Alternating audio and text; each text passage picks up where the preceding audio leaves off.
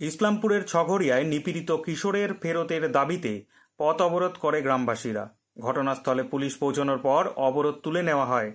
এরপর প্রথমে বাম নেতৃত্ব, এরপর কংগ্রেস ও তারপর রাতে উত্তর দিনাজপুর জেলা সভাপতি কানাইলাল আগরওয়াল ও ব্লক সভাপতি জাকির হোসেন পাটাগড়া থানার পুলিশ সহ উপস্থিত হয় নিপীড়িত কিশোরের বাড়িতে।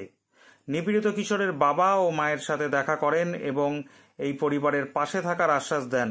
এর পাশাপাশি বলা হয়, পুলিশ বিষয়টি গুরুত্ব সহকারে দেখছে, যাতে প্রকৃত দোষীরা খুব শীঘ্রই শাস্তি পায় সে বিষয়ে নজরদারি রাখা হয়েছে এবং খুব শীঘ্রই প্রকৃত দোষীকে সামনে আনা হবে।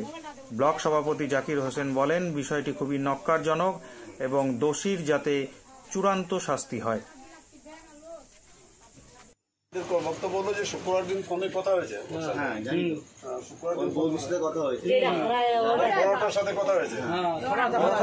আমি যাওয়ার সময় তার সাথে বড়টা ছোটটাই কথা আছে, ছোটটার সাথে কথা হয়েছে।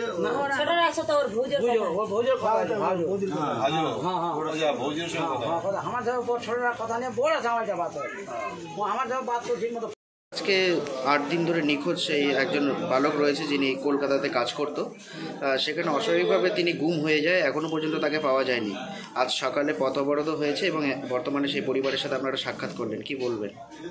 আমরা এখানে ওই সংসাদের বাড়িতে আসছিলাম, এখানে ওর মার সঙ্গে কথা বললাম। আমরা পাড়ারও সব লোকজন ছিল, আমার সাথে আমাদের ব্লক জাকির হোসেন সাহেব ছিলেন, মৌলভী সাহেব আছেন, সাউল ভাই এখানকার ওয়াইফ এখানকার মেম্বার উনিও আছেন।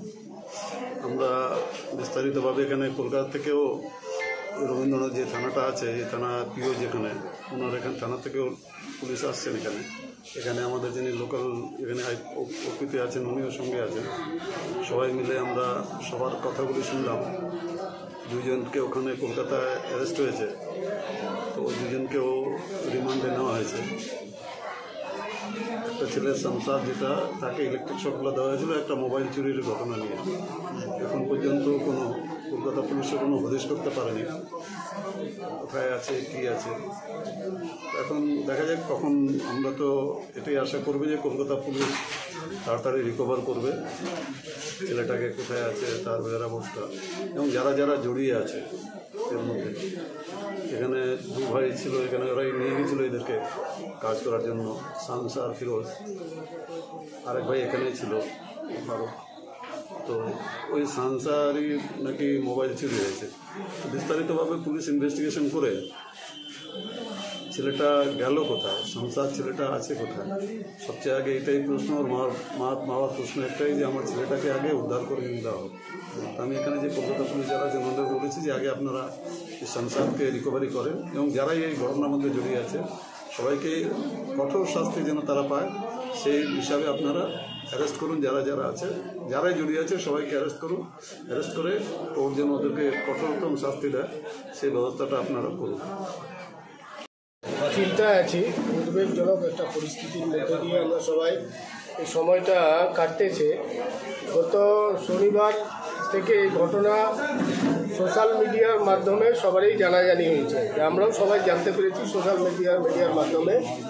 যখন আমরা দেখতে পাই সোশ্যাল মিডিয়ার ছঘরিয়া গ্রামটার যখন কথা বলে, তখন এদের পরিবারের লোকেদের কাছে যখন সেই ভিডিওটা আসে, সেই ভিডিও নিয়ে তারা লোকাল আমাদের যে পুলিশ ক্যাম্প, পাটাগড়া পুলিশ ক্যাম্পের ইনচার্জ হাসমি বাবুর সঙ্গে যোগাযোগ করলে উনি তখন আমাদের আইসি সাহেবের সঙ্গে যোগাযোগ করেন, বড় সাহেবকে জানান, আমাদের ইসলামপুর পুলিশ ডিস্ট্রিক্টের এসপি সাহেব। তারপর বিভিন্ন মাধ্যম থেকে খোঁজ নিয়ে এরাও পরিবারের লোকেরা বলতে পারেনি যে কলকাতার কোন থানার আন্ডারে ওরা কাজ করছে, এরা থানার নামটা ঠিক জানতে পারেনি। পরবর্তীকালে পুলিশের দ্বারাই আমাদের এখানকার ইসলামপুর পুলিশ ডিস্ট্রিক্টের পক্ষ থেকে ওটাকে ইন্ডিকেট করা হয় যে কোন জায়গায়, তো মহেশতলা থানার আন্ডারে সেই জায়গাটা। তারপরে খোঁজখবর নিয়ে দেখা যায় যে শুক্রবার থেকে এরা 2 ভাই ওখানে ছিল, এবং এই যে 2 ভাই গেছিল আনসার আর হচ্ছে শামসাদ, আনসার আলী শামসাদ আলী, এরা 2 জনে এখানে MSK স্কুলে পড়াশোনা করতো। এই প্রথম ওই এখানকার ওদের পরিচিত মানুষ বলছে চলো সঙ্গে, তোমাদেরকে 10,000 টাকা করে দিব।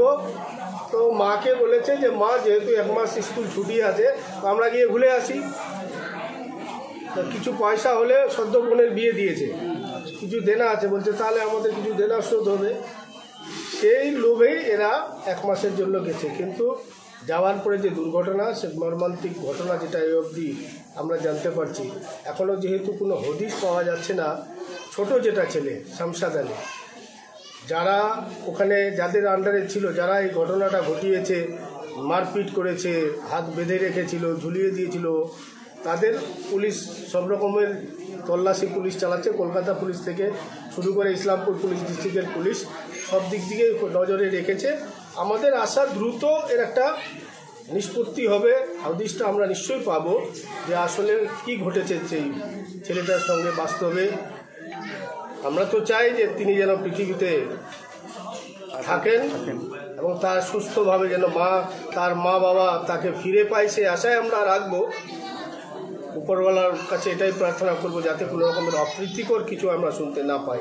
পুলিশ চেষ্টা করছে, যাই হোক, তবে যেটাই ঘটিয়েছে ওরা খুব বাজে জিনিস, খুব নক্কারজনক, খুব জিনিসটা খুবই ধিক্কারজনক। আমরা নিন্দা করছি, ধিক্কার জানাচ্ছি, এবং যারাই পুরো ঘটনাটা ঘটিয়েছে তাদের একটা দৃষ্টান্তমূলক শাস্তি হওয়া দরকার। সে লোকে পুলিশও কাজ করছে, আশা করি তারা দৃষ্টান্তমূলক শাস্তি পাবে।